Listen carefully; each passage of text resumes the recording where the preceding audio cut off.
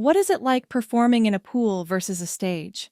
I think that when you perform on stage, you have a lot of comfortability with being able to hear normally. And when we are in the pool, it kind of creates this beautiful sound dome where we can only hear each other, and it's really hard to differentiate what part is who. And we have a lot of counter melody in this show. So it's a challenge, but we have had such a fun time. Gravity is suspended in a way, which is crazy, which makes our lifts kind of a little bit easier. However, when you want to move from one point to the next, it takes more time. It's hard to get through water versus air. So it's pretty different performing in a pool versus performing on a stage. I think there's a couple of really interesting things that I found once I was in the pool.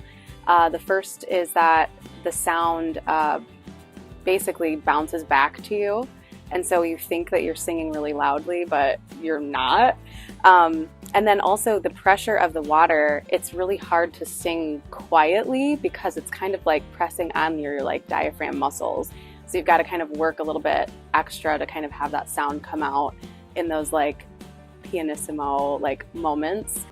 It's very different. I think primarily the difference for me is that every movement that you block in the room, in our studio rehearsal space, multiply that by 1.5 or 2 for time. So everything is a lot slower in how we get to places, and it's a lot of cardio. So yeah, everything is just more deliberate. You have to know exactly where you need to go at any given point in time, because you don't have a lot of time when you're moving through water, baby.